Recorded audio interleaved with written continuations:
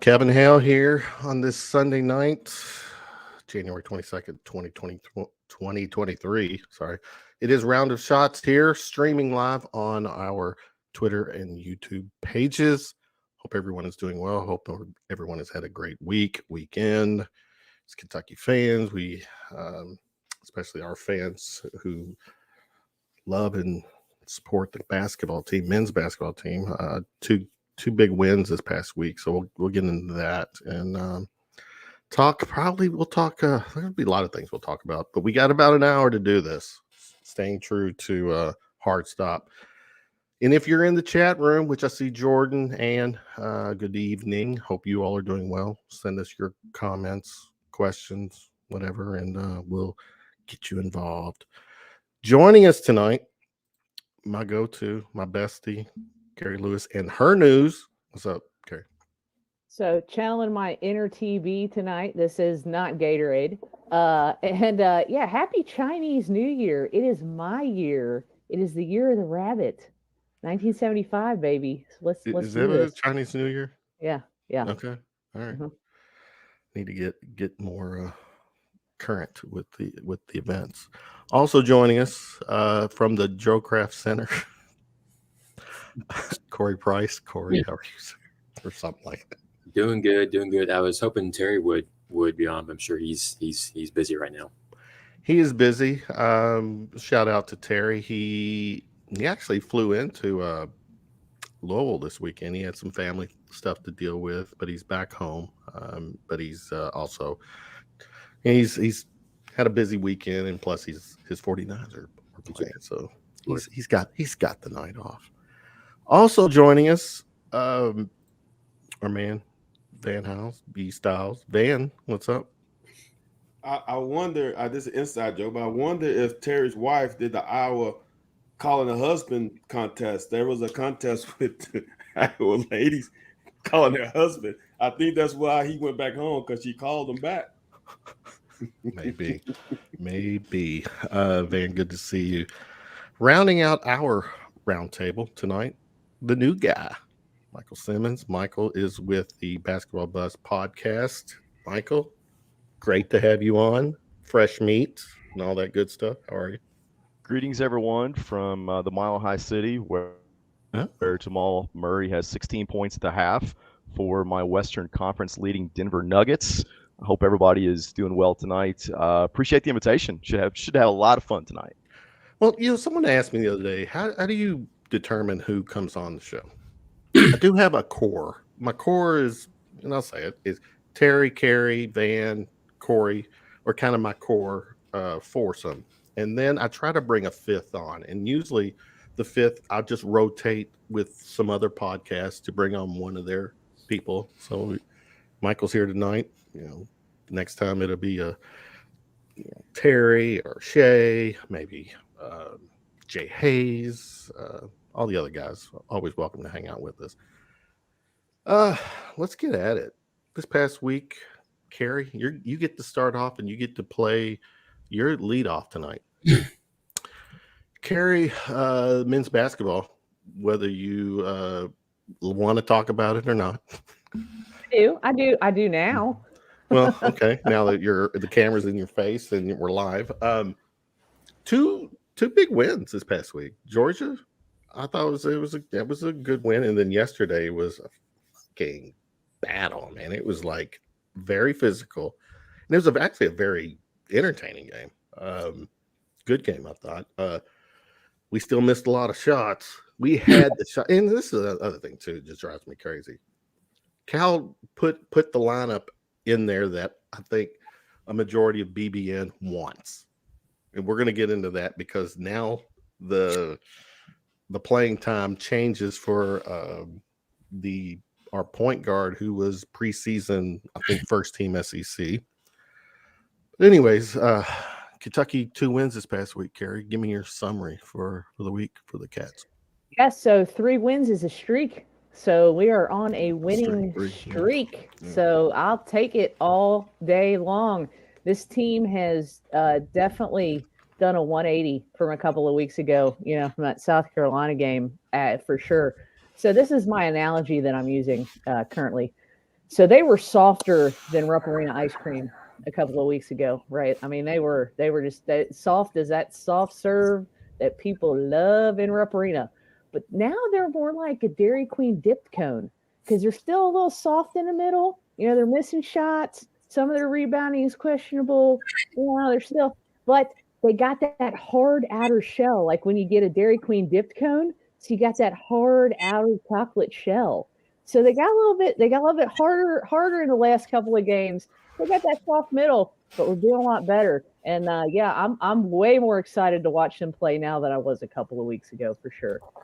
Now Oscar's actually keeping the ball above his head when he rebounds, which was driving me insane. That's like a fundamental rule. You learn that in like junior high school. When you're a big person, like I've played forward and center in high school, or in junior high and high school. You never bring the ball down, ever, never.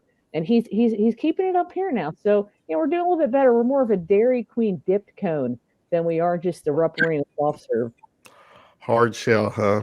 Yeah. Michael, just a heads up. We, depending on the keywords that get mentioned on this show, we might have some visitors in the chat of adult variety. Stay tuned. Oh, this could escalate quickly. It can. Corey, give me something. What stood out for you this past week of Kentucky men's basketball? Wheeler got a combined 19 minutes in 2 games. And for the record, is he hurt? Is he physically not able to play more than those minutes? Do we know for a fact? I think he's fine, but I just want to make sure injury is not part of this equation of his reduced minutes.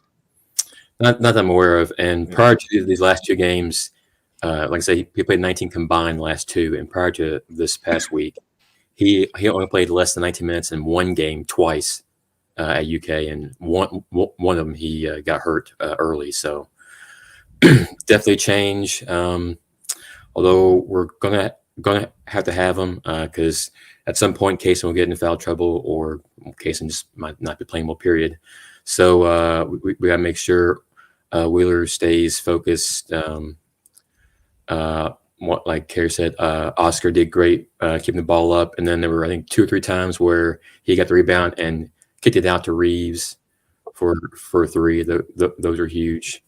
The Georgia game was tale of 2 halves. I mean, being down 8 at halftime and outscoring by 22 in the second half, that was a great to get towards A&M. But once again, we trailed on Saturday at halftime and found a way to win. So get the ball rolling, and next Saturday is a pretty big game. Yeah, Saturday's a big game. What's that? That's the Kansas coming in town, who just actually came off a beat down at home. But we got 1 game in between that with the Vandy team. That's not playing too bad. Michael, you're up. The new guy. What was your summary from this past 2 games, this week's 2 games? Just win, baby. I think that's kind of the summary for me. At this point, I don't really care how they win. I just want to see the wins. And yeah, tell 2 halves with the Georgia game. I'm going to refer to that as the Sheboy game. I mean, Oscar could do no wrong, and it's great to see any kid go for 37 and 24. Like that's just ridiculous. But I prefer the Kentucky team where the Cats still win when Oscar scores 7. I like to see other guys getting involved. I like to see Oscar being able to field the double team, or in some cases the triple team, and being able to pass out of it. As good of a game as Oscar has at the college level, I think one of the things that he's missing is the ability to really amp up his assist numbers. He's got to be able to improve at finding the open man, because I think more and more he's going to see that double team. Triple but team anytime I see right. But frankly, anytime I see a 76-67 score, it makes me smile, because that's a good number for Cats. Yeah, and to your point too, just yeah, Oscar had the 7 points, but he did still, get us 17 rebounds. Yeah, 17 Yeah. boards, and he can dominate a game a lot of different ways. I don't feel like that Kentucky has to have him score, and I feel like Kentucky may, not always, but may be a more effective, more efficient team if he's not leading the team in scoring. That's my take. Van, again, good to see you. What you got for me for this past week? I agree with Mr. Michael. But I'm gonna go another angle real quick. I'll say this: 76 points, and we still wasn't great from 3-point land from one of our better shooters. It's a great win for us. Like I said, I'll take win's a win. Just win, baby. But here's the deal: I'm a ruffle feathers. Kevin, you said something about the lineup all fans want. Well, all fans want a lot of stuff. Like they don't want one and dones, and I think they want to take that back. There's a few other things, but I don't want to talk about that. My lineup I want to see, because I think it's unfair to Severe when he's always put up there with Sheway and Lance Ware and Toppin and Cason Wallace and no shooters on the court. Why can't we get some to his advantage? Why can't we have him with CJ and Reeves and Toppin and Collins? So now the lane is open. He can drive, throw the alley-oop when he needs it, or then he got a free run to the rim. When you got those two big guys clogging up the rim, man, clogging the lane, it's just not to his skill set. And he has not played with both shooters. I don't think. How many minutes have he played with CJ and Reeves at the same time? Gotta be less than 5. Yeah, I would say probably that. So now, yeah, no, I think that's a disadvantage to him. That's fair. But it is what it is right now, and clearly in that what are they calling it? The basketball bennies? Is that what I'm hearing? No. Is this what is this? This is all a KSR Matt Jones thing, or is this? I don't know how it is. That's how I saw it. The basketball bennies was What's on the basketball Matt. bennies? He referred it to this lineup as the basketball bennies. Am I wrong? Is that which lineup? The starting lineup now? Oscar, yeah, Oscar, Toppin, Wallace, CJ, and Livingston is the actual starter. But maybe he was referring to. Well, anyways, Livingston started this past week. Yeah, right? Yeah. He better, or he'll be gone. Yeah. I mean, this is Carrie. This is where I'm struggling too, because the hate on Wheeler is tremendous. I'll admit it. I'm not going to go at any kid. Wheeler is not my favorite player, but he is still very important to this team. I don't need him. There's a lot of situations where he's been put into having the ball with 5 seconds left on the shot clock, and he doesn't have a shot anyways. That shot is so bad, and then it always seems forced or something ugly. But the rotation now has changed. The lineup has changed where Wheeler is kind of the odd man out. What was his minutes Saturday? It was less than 10. Was it even 10? 8? Yeah. Carrie, what are you thinking? And you know what? That's fine. But I have had it up to even further than my ceiling in this room. You're tall to begin with.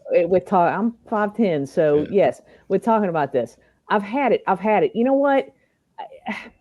The guy, I'm going to call him a guy because he's a guy. The guy comes in, he plays as hard as he can. Yes, does he play a little bit too fast sometimes? Absolutely. He frustrates me at times because he's trying because he's playing fast, and that's just how he plays. That's just his style of play, right? But every time he gets on the floor, he plays as hard as he can. Every time he gets out there, he hasn't said one complaint about coming off the bench. And you know what he's over there on the bench doing when he's on the bench? He's cheering on his teammates. So can we just cut this stuff out? Seriously, I'm done with it. I'm over it, man. I'm seriously over it. The guy's on the team. He's going to play when he's going to play. And when he gets out there, he's going to play hard because he wants to win, and he wants his teammates to do well, and he's cheering for his teammates, and he's a team guy. Period. End of story. That's it. Okay. All right. So Jordan's sharing with us the actual bennies, basketball bennies that it's CJ is the fifth guy, not Livingston as far as that name, bennies. But Corey, this is also, again, you go back to Wheeler. Saturday probably clearly, we won without him putting up the minutes, but there's going to be some games left where he should be pretty important, a vital part of the rotation. But then here's my thing too. You've got a senior who has, been a dog for us, and when I say in a good way, and all of a sudden now it's like a 180. His minutes have gone. How's that mindset? That's got to, Carrie, I think to your point, you were saying he's still supporting his team, and the players have come out and support him as well. But you're talking again, Corey, a senior who was pre SEC first team, and now you're relegated to the bench with single digit minutes. And it's different, but it's kind of the same idea. But I mean, when Cal got here, the guys left over from Billy, Bless you. Like Barry Stevenson and Razor Ramon Harris and all them, they played tons of minutes when Billy was there. Razor Ramon, there you go. And then when Cal got there, they played barely, but they were still great team players and still want to win. Obviously, like Van said, I think it would be nice to have Wheeler in the same lineup with Reeves and CJ and Toppin. Unfortunately, Cal's not giving them much of that chance. There's a reason why he's led the conference in assists the last 2 years. He can start to make plays. I just hope Cal can find ways to get him on the floor with Reeves and CJ at the same time. Is that something too that with now Tyler Eulis on the bench can, somehow, some way give him that support, keep him motivated? Michael. Hey, it's great having Eulis on the bench. Like that's fantastic. But let's if we're gonna be honest, let's be honest. He's not better than Cason Wallace. We can talk about where we'd like to see him play. To Van's point, who we'd like to see him play with. Would that improve his game? Would that improve the overall performance of the team? Maybe. But when we talk basketball bennies, there's a reason why fans have been wanting to see that lineup. It's because that's the best lineup. I love and I will never question Tyler Eulis or Severe Wheeler's heart. I won't even really question his game because, frankly, he's a much better shooter percentage-wise this year than he was last year. He's improved that. I don't know that he's ever going to be able to be the type of defender that position calls for, but it's got to be about having the right player, the best player out there. And yeah, there's going to be games where he needs to come in and he needs to play 15, 18, 20 minutes, maybe even more. And I have confidence in his ability to be able to do that. But I think what makes Kentucky the best team that they can be is when he's coming off the bench and probably in that sweet spot of maybe 8 to 12 minutes a game. I like that. That just seems very drastic, Van. It's really not drastic because, no, okay. Like Michael said, if someone's, I'll never forget, Coach Smith. It might have been first or second meeting with DBs. He says we're recruiting to replace you every year. True. It's as simple as that. So that's life. So they recruited Cason Wallace to jump him this year. Now, I don't believe that he should only play 18 minutes. I think he should play 14. And I'm going to go back to, I think we need an energy lineup. And I understand there are certain games where you cannot play Collins. Mississippi State, you cannot play Collins. Too physical game. Texas A&M, you can't play Collins. Too physical game. But that Alabama game, he might have got some more minutes. And then you put a more athletic team out there with a pusher like Wheeler, and then you can get down on court and maybe get a quick hitter before Alabama sets up their defense. And that's, to me, is the games where he should play 15, 20 minutes. There are going to be games where he might not play at all. I mean, there are situations where he – now, I thought he should have played more this game because when Radford went off, I think he would have been the perfect guy to defend him. But that's just me. But there's going to be games where he just can't play much because he's too small. And he might play a few minutes just to stretch, just to spell Wallace. But there are situations where I think he can play more and be a valuable asset with the right guys around him. He can't start because he cannot play with Sheepway this year. He cannot play with that starting lineup. He needs to be a bench guy, probably the seventh guy off the bench after Reeves, and put him in a lineup that's advantageous to his skill set. And then I think you can get more out of him. Speaking of Oscar, Oscar was pretty critical of his team after, what was it, the South Carolina loss, where he said something that, along the lines, Carrie, that we should play or consider playing our walk-ons, because he was questioning the effort and heart of, I don't know, is there an issue with Oscar and Sheeway and Wheeler? I mean, I couldn't tell you. I'm not, but I mean, I don't think so. I think people say things in frustration. People say things in frustration after bad losses, which that South Carolina was an incredibly bad loss. But and as they continue losing by almost 40 or by 40 every week. I think people say things all the time out of frustration and anger and whatever. And does it mean that there's something absolutely wrong in the locker room? No. I think we as fans tend to pick minutia and just hold on there. He flat out said walk-ons over his. Yeah, he flat out said it. And again, he just came off an incredibly frustrating loss. Yeah. And again, we as fans sometimes need to pick that scab and pick that minutia. So that's what I'm saying. Is there something wrong in the locker room? I don't know, because I'm not that close to the program. I don't think so, because people say things out of frustration. I just think I do think Wheeler should come off the bench.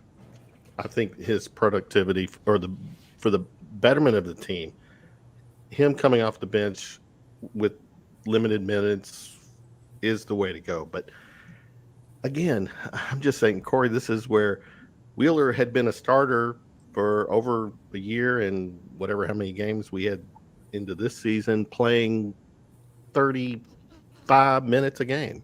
And now you're in a whim, you're going to, dial that down to single digits or, 10 minutes or so a game. I just, the mentality for him, I think if he pulls this off the rest of the season, it does say a lot about him. I still think this team is still finding the right combination. I don't even know if we are there yet, but I do feel better with the way we've played the last few games, for sure. So. Okay. For those keeping score, the latest Bracketology edition, Joe Lenardi's Bracketology. Before the Texas A&M game, we were one of the last 4 in. So what would that mean? We were ready. Right. And then once we got the win, well, actually, Texas A&M, who was undefeated in the SEC, has had a pretty good season from all indications, was one of the last 4 in as well. So us winning against Texas A&M then changed it to we were one of the last 4 in. But Texas A&M is still out. Is the SEC not getting enough love, Carrie? from the national. Because the other day, they only project 5 SEC teams. They had 10 Big Ten teams, which half of them get knocked out that first weekend, anyways. But I don't know. What say you? Do you feel like right now Kentucky is a last 4 in kind of team, or we? I mean, sure. I hope we just keep winning, so we don't. So we just we're not. I hate that last 4 in, last 4 out stuff. Let's just keep. Let's just keep winning, and let's just solidify our place in the tournament, right? But yeah, I don't know, man. Arkansas is struggling. Vandy's not that good. South Carolina's not that good. Mississippi State's not that good. Georgia's not that great. So yeah, I mean, I don't just kind of going through my head. I don't now 10 teams out of the Big Ten and whatever, but yeah, just the SEC. There's a little bit on the struggle bus there.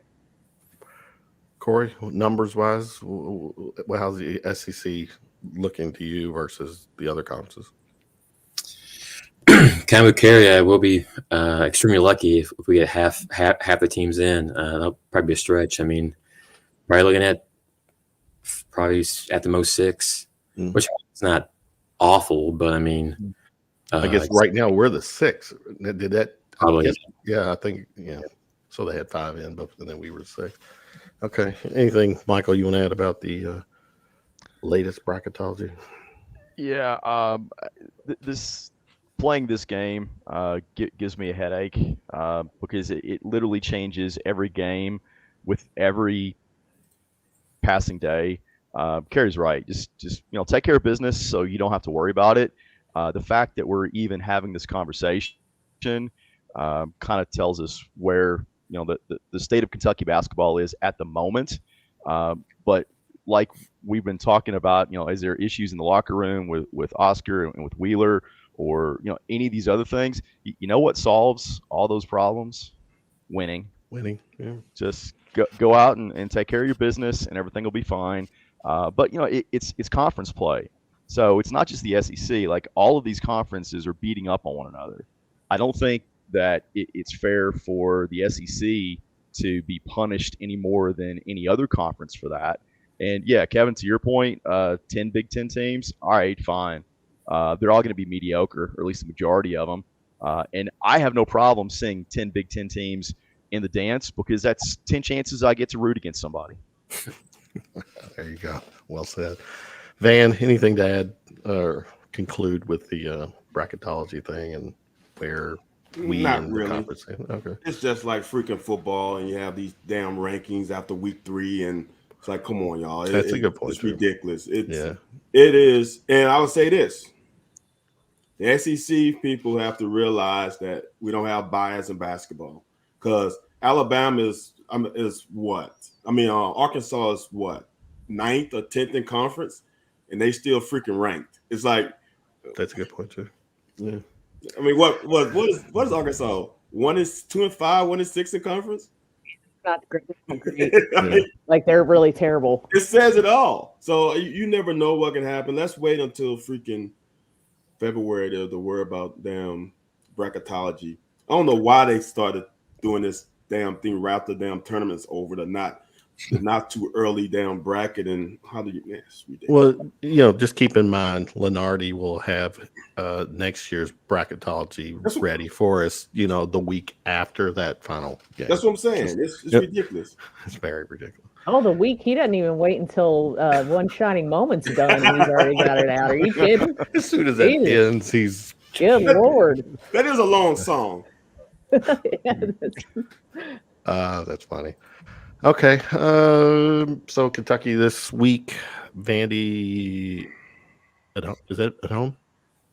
No, it's at Vandy. Yeah. If they win that game, people need to shut up. Yeah. Because that's the hardest place to play. That's a trap game. That's a trap game. Will Kentucky be looking ahead to match up against Kansas? Good point. Damn good point. Okay. Football wise, I didn't really see. Well, I saw a couple of stories that I wanted to get clarification on. Van, I'm gonna start with you being a former player. I heard Tim Couch's son, Chase, got an offer from Kentucky. He's I'll say, what is he? 6'3", 230-pound tight end. Is that what? Or is he defensive? I think they. Edge rusher. I'm sorry. Yeah, but I mean, he's. Man, you've seen Tim lately too. That's what I was gonna say. If he's anywhere close to his dad, he's a beast. Yeah. Here's the good and bad part about that. Okay. I don't know how good his son is. I know Tim was a beast, but I don't know. I know he played quarterback and now he's playing defensive end. For him to get even an offer at defensive end after he changed position means that he's a hard worker. So I'm gonna give him that. I don't know. I also like reaching out to legacy guys who can play, not just any legacy guy, but actually a guy who has potential of contributing a little bit. My pause with this, and this is coming from, I guess, a former player, is does he want to step in the shoes of his father, though? His father has size 16s right now at UK. Mm-hmm. He's Mount Rushmore. He's up there, right? Yeah. So for me, the offer is great because for an athlete, now he's on the radar of some other schools. Oh, whoa. Mark Stoop offered him. Well, we need to dig into his tape a little bit more. We need to see if he can play for us, no matter where that is, because I'm just anywhere. Mississippi State, Louisville. I'm only saying that because they are a step under us because they're all little brothers. But anywhere where he can actually play, because every college athlete wants to play. It'll be great for him to come to UK, but will he be a viable option of getting playing time?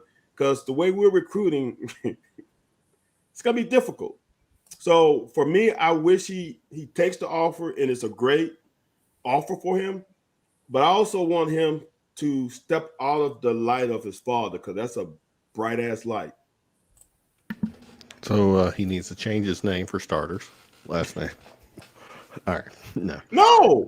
I'm kidding. I don't know what you're saying. Don't care about that. Because you know what? If I was Couch, I might wear a shirt with Couch on the back. So wherever I go, people, hey, how you doing? So come on, get in. We'll pay for your dinner.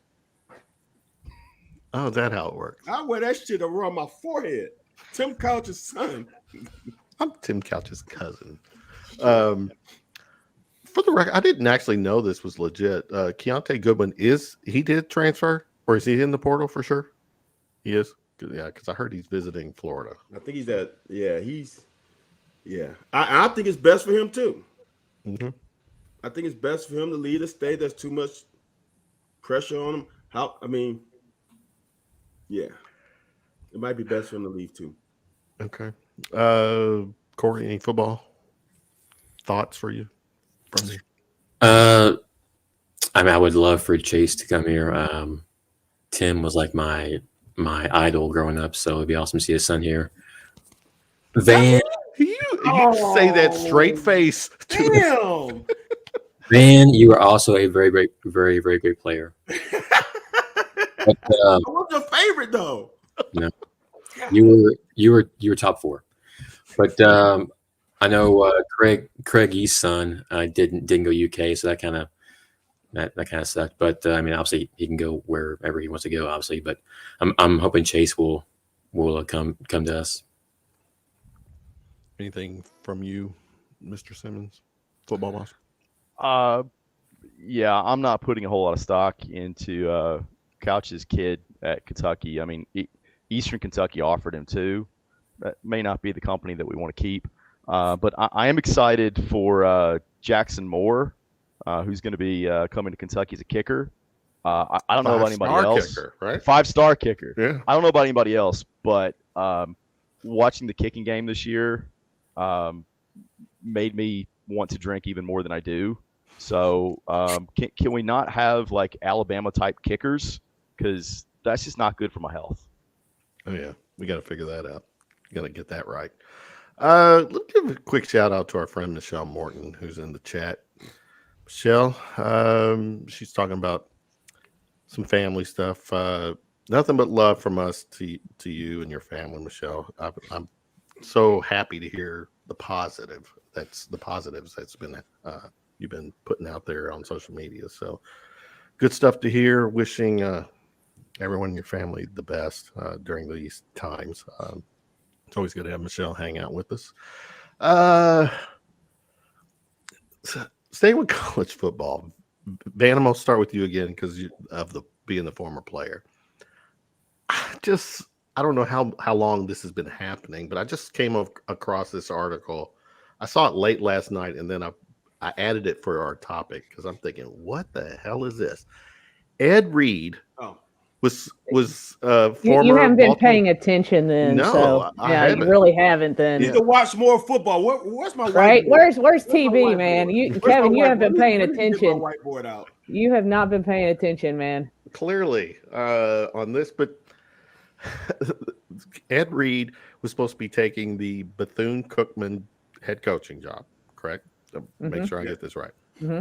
And basically, the gist was, now I'm trying to get all the details straight, Van, is that not only was going to take this job, he was basically going to pull a Deion Sanders with this former kind of high-profile player coming into a program more like probably Jackson State.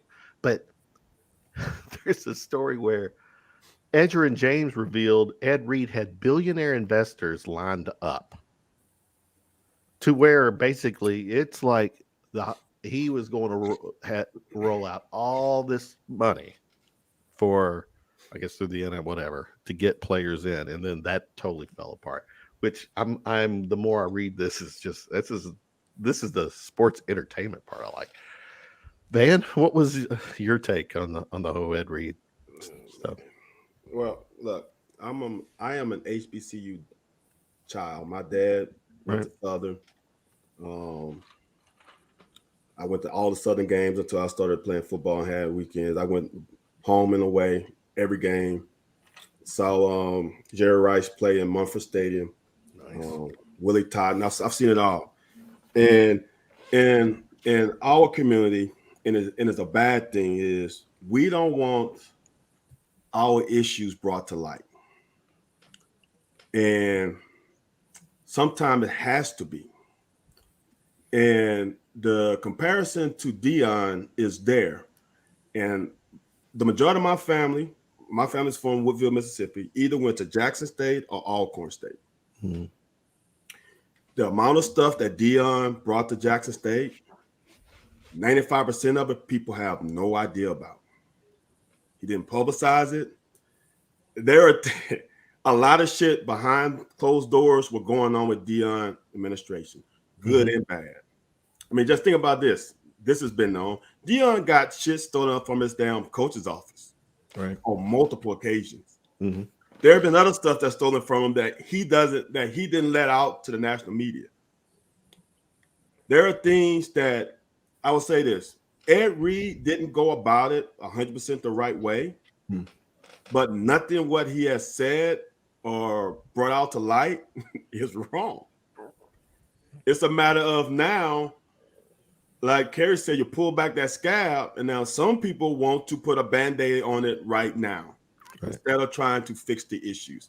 I've been to Bethune-Cookman. My wife used to be a human resource. I went there for her on the what they call, I can't remember what, trying to find people for a job, right? It's on Daytona Beach and it's a mess. Everything that has been said, I've seen it with my own two eyes. It's a mess. But no one knew about the mess until Ed Reed became head coach and brought it to light. And now the administration don't want to deal with the issues that's been prominent for a long time. And it's a problem. And now you're going to have some people who's going to bash Ed Reed because now you brought our issues to the light. Mm-hmm. Well, I'm seeing some more articles. Now, I knew Ed Reed was hired on as the coach. Well, that's not actually the case, because according to this report out here, is that he never signed a contract. So it was all a verbal agreement. Negotiations. A negotiation. He saw significant problems with the school that he wanted to fix and kind of had the Deion mentality. to do that. Now this is just crazy, and then to think that, which I'm not shocked, Corey. I mean, billionaire investors, billionaires looking to help, turn potentially turn a program like that into a national thing. I mean, this is crazy with the day and age of the whole NIL. And when I first read this, at first I was like, what the fuck? And then it was like, no, after I sat back, it's like, no, there's going to be more of these moving forward, because the who's who wants to either go back to their school or whatever are going to have these connections where the money is going to be there that could just change the whole, change a program overnight, Corey, right?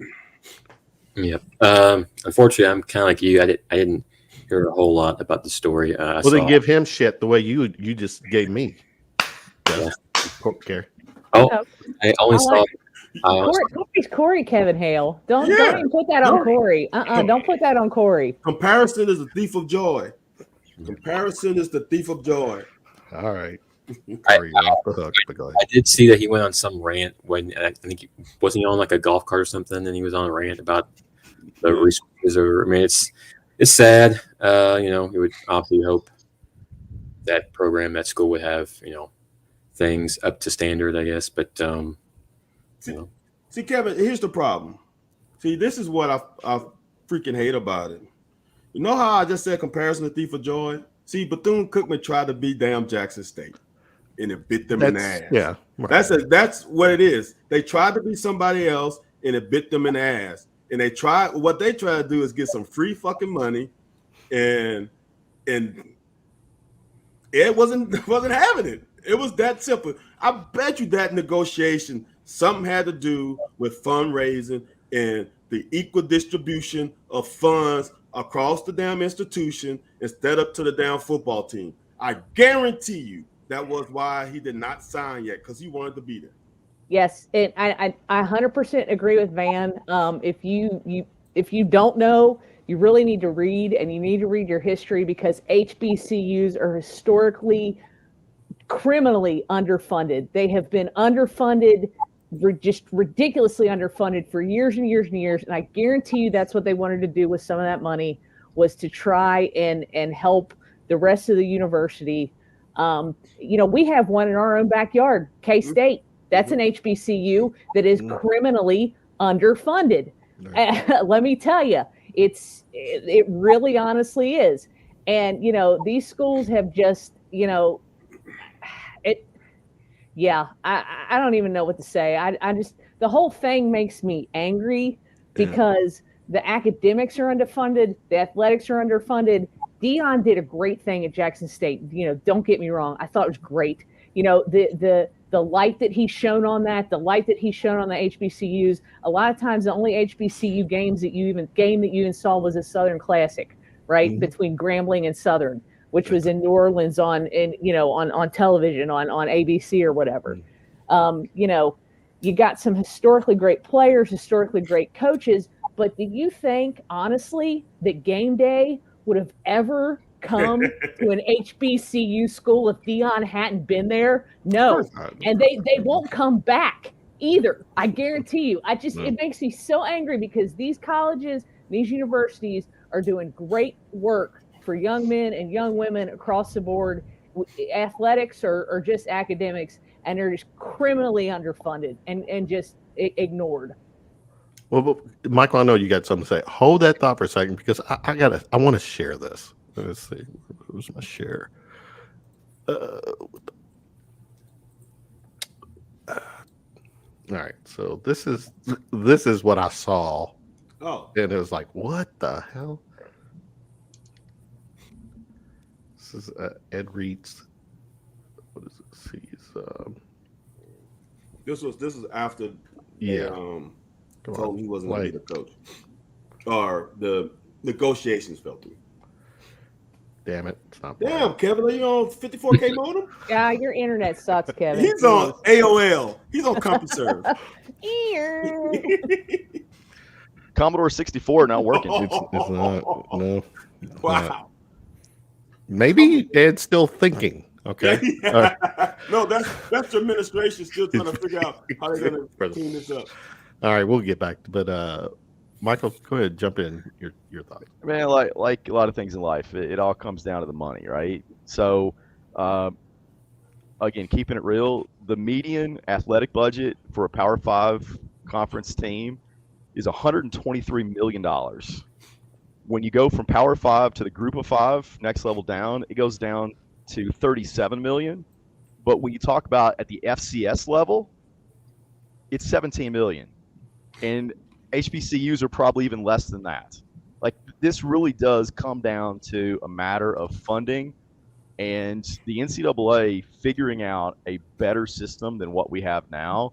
But it's a haves and have-nots. And if you're a have, you have the ability to lobby in a way that the have-nots do not.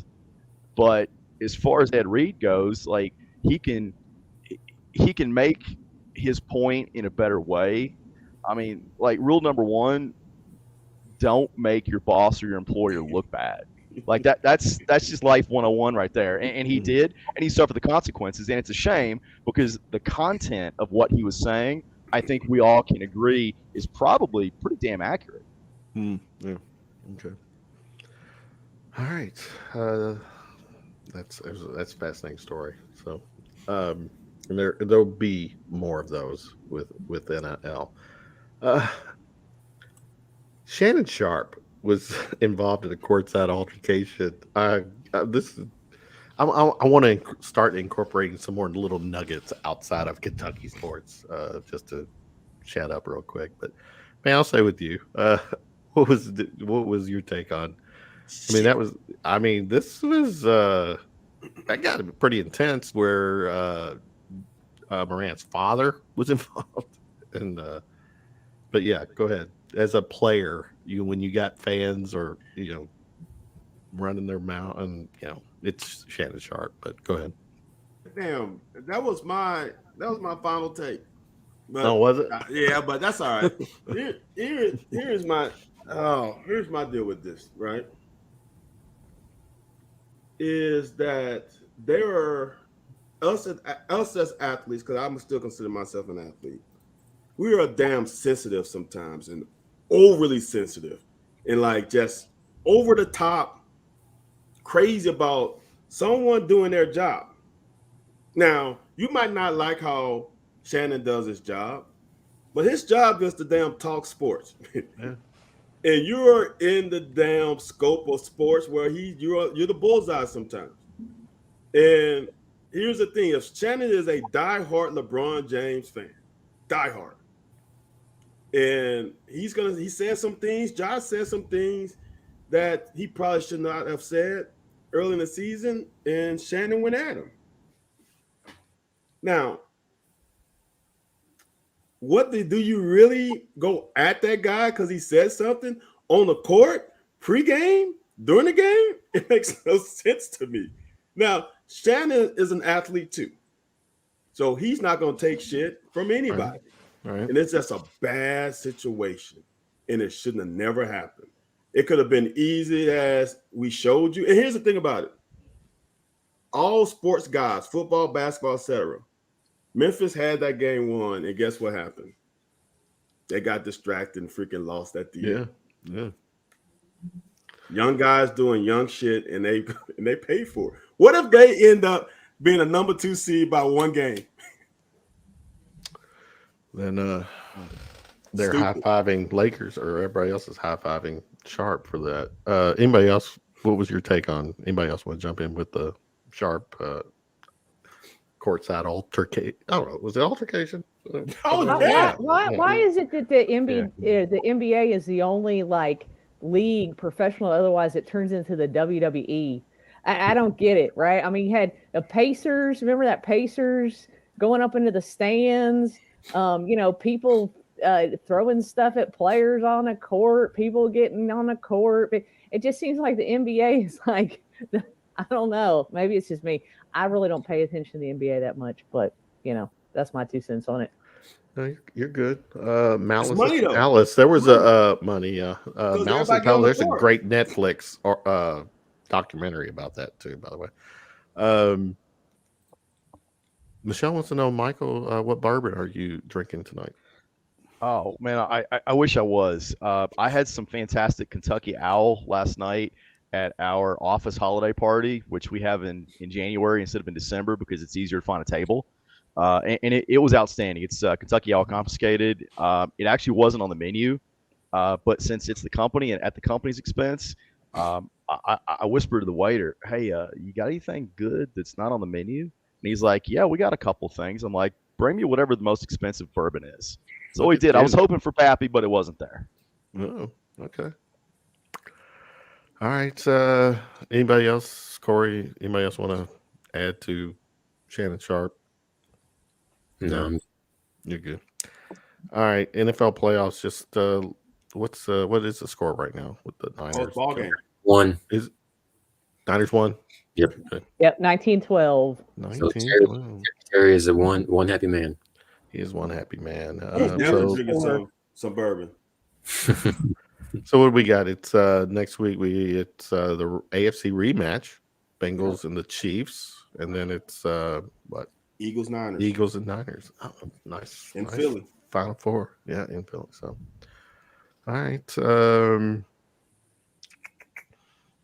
Anything else? I'm gonna ask before we go to final shots. Anything else that was trending?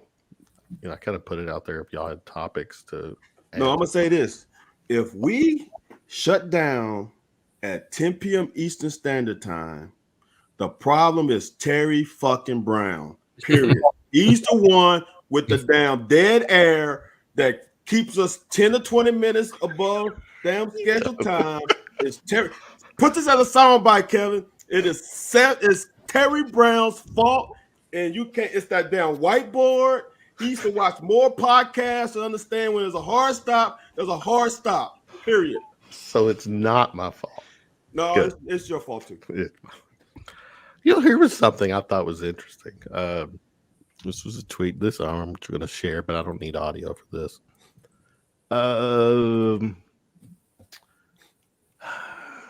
I've come to this is Trez Terrell's tweet. I've come to the shocking realization that John Calipari's first 19 NBA draft picks from 2010 to 14 of the 19, only 6 are still playing in the NBA. I don't know. I thought initially I saw that number 19 versus 6. I thought, oh, that sounds. How many first rounders are still playing? Because I'm looking at some of these guys. A lot of these guys are second round picks. Well, I mean, Wall, Cousins, Bledsoe was the first round, right? Mm-hmm. And Orton was the first round. Was he? I thought all 5 of those were first rounds, right? Who picked Orton in the first round? Was that the? He was the last 43rd pick. Was that the compensatory? I think it was Orlando. Or Magic, yeah. Yeah. Ann says it's clickbait. Well, let's dive into a little more. So first, that's a good question. First round. So the first, yeah, because remember Cal made the infamous.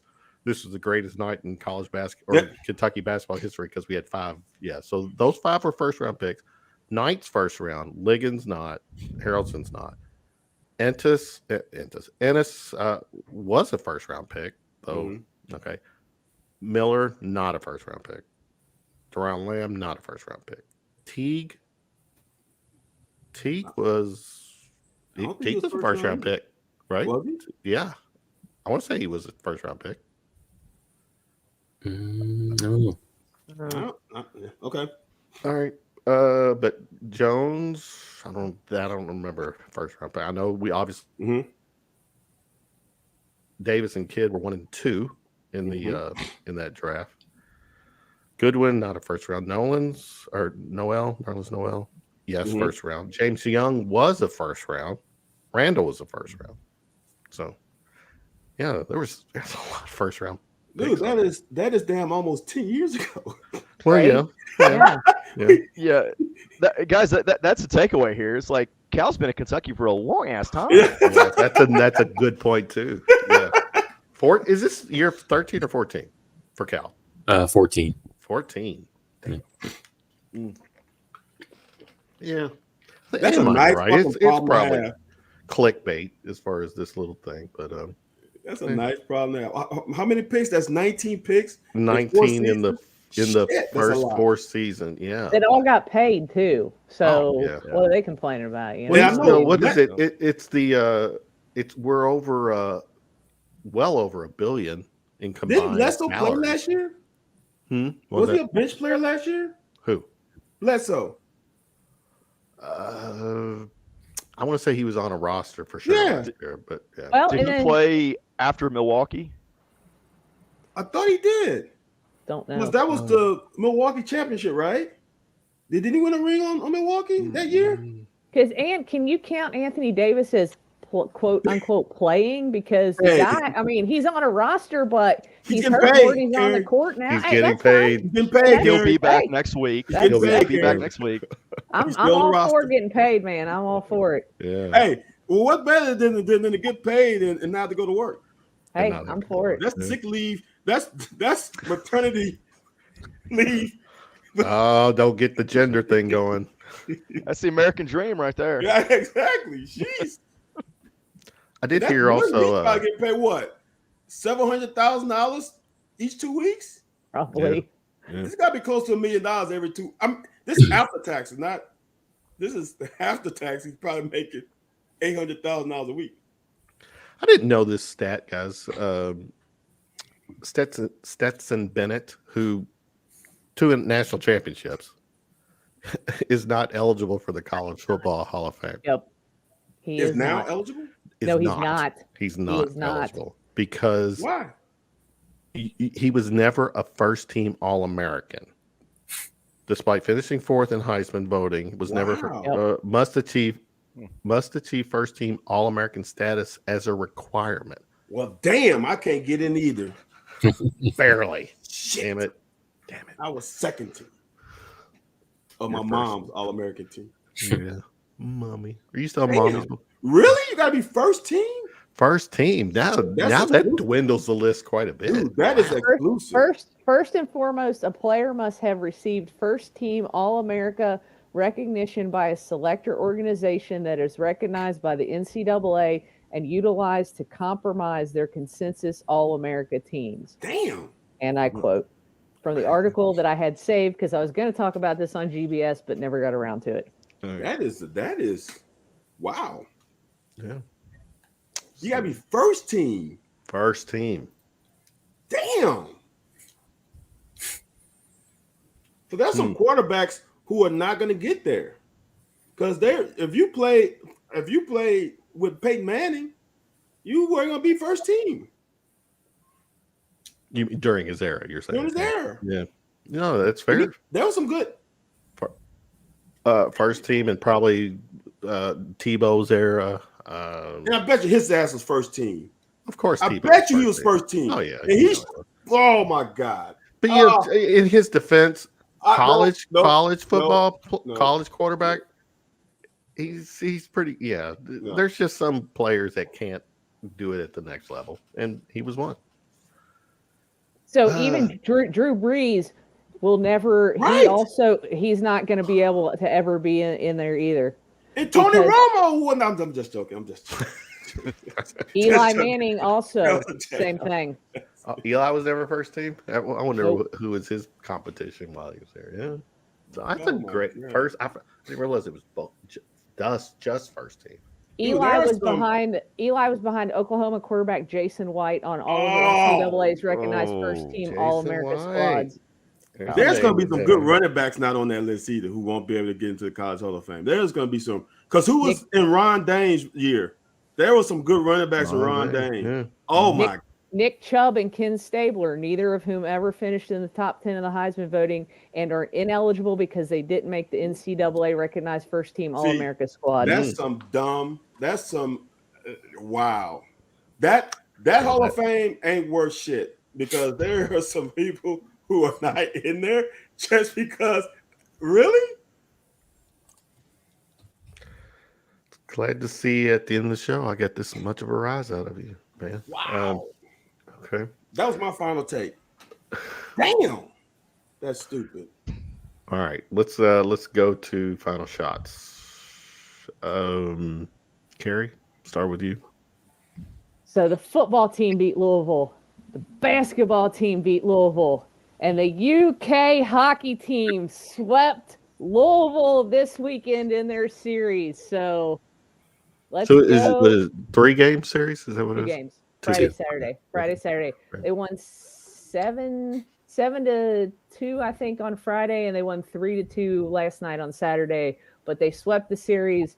So anytime we beat Louisville in anything is a good night. What about this Hall of Famer, Dan? What's that? On the bottom of the screen. Oh, look, we have been trying to get my man Anthony in the Kentucky I know because I want to. There's some shit. There's some players. If you're gonna put them in, how in the hell can you not put Anthony White in the Kentucky Hall of Fame? It doesn't make any damn sense. That when you say air raid, you think of 3 people: Couch, Yeast, White. Simple as that. And how can that? If you have no running game, the passing game isn't going to be as effective. When you got a guy who can not only run the ball but can come out the backfield, that guy, if you count, and this is our running joke, if you count his bowl games, he leaps a lot of guys on that down ranking in rushing, and he leaps a lot of guys in receiving. There is no running back as high as him in both rushing and receiving. It's the other, and here's the bad part about it: the longer they don't put him on it, the longer that gap of people who know about him, and that's a bad fucking spot to be in. He's kind of in that spot now, and it's gonna be if he doesn't get in within the next 2 or 3 years, I just can't see it happening, and that's a shame. Yeah, definitely. Okay, who we got? Corey, final shot, sir. I'm not gonna lie, I was struggling to find one this week. So we know you're not happy about Mail losing in the LIT, or was it LIT? Yeah, but I mean that's not a big deal. So I noticed that today a local pizza place here in Louisville, Chubby Ray's, which has been open for 30 years, is closing. J-Town, really? Yep. Oh, wow. Week. So I'm gonna try and go at least one more time this week. It's been a favorite place of mine over the last decade or so. So same. I like that because they have live music there on the weekends sometimes. Yeah. So yeah, I didn't know that. Sign of the times. All right, Michael Simmons, with your first final shot on your first show visit. What you got for the first final?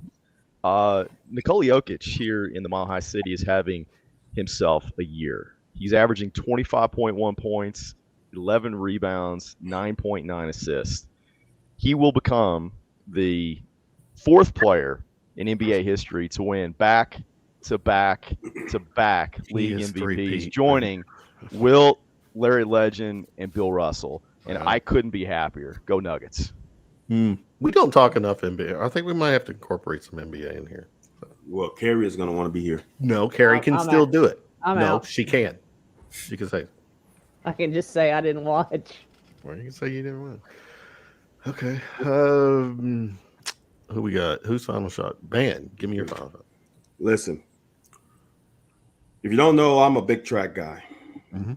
UK is officially women's hurdle U. We have the 60-meter hurdle national record. We have the outdoor 400-meter national record.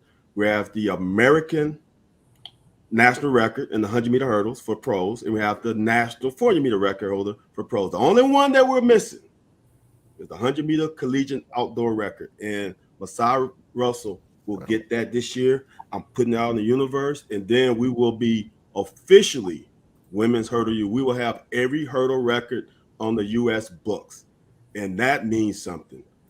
There's a young lady here in Baton Rouge that is a hurdle queen, and if I can get her to understand that UK is a place to be, we will continue that legacy. I don't think I'm going to get it because LSU is going to probably give her so much money that I will tell her to go. But she's a beast, and hopefully I can talk and hopefully talk enough about UK where she would venture on down to Lex Vegas. We can continue this dominance. There you go. And you 100% support track when it comes to the school. Here's my final shot. This is another thing that I found, and I thought, oh, let's share this. What the fuck is this? Check this out, guys. Oh, that's in Russia. Yeah, I've seen this.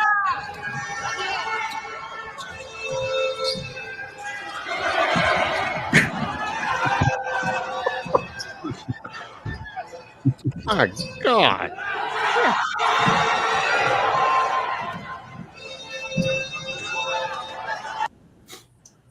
I don't know. What That's the hell did I Russian. just see there, Carrie? It's Russian, so it's a combination of wrestling and basketball. It's exactly what you think it is. And yeah, Russia kind of made it up, and it's one of their things, along with slap fighting. So you should totally check that out too. Yeah, they came absolutely. on the other night after I watched AEW, which is a wrestling. Well, no, show. that's different. There's different slap fighting leagues, and I could get into it, but we Well, don't. have they enough did time. have there's a new show that's Dana White's. It on, is, and yeah. his rules are totally Oh, is different it than other totally slap different? fighting leagues. And again, I could get into this, and I'm not going to. Yeah. Okay. How's my final shot, guys? Anything else before we shut it down? No, my eyes are bleeding right now. I can't see. Okay. Michael, thanks so much for doing this tonight. Good to Appreciate have the you. invite. This And, was fun, everybody. We'll definitely have you back on. Round of shots the audio will drop on all the podcast platforms, ideally tomorrow. So good stuff tonight, guys. Terry, wherever you are, whatever you're doing, you're obviously celebrating your Niners win, and we'll see him back next week with the whiteboard, with the frozen connection, and we'll go past 10 o'clock. For Van, Carrie, Corey, and Michael, Kevin Hale, wishing everyone a great night, a great week. Go Cats, two big games coming up. And we need some of these quad one wins too. So good stuff, guys. Round of shots, wishing everyone a good night, pleasant week. Peace out. Good night.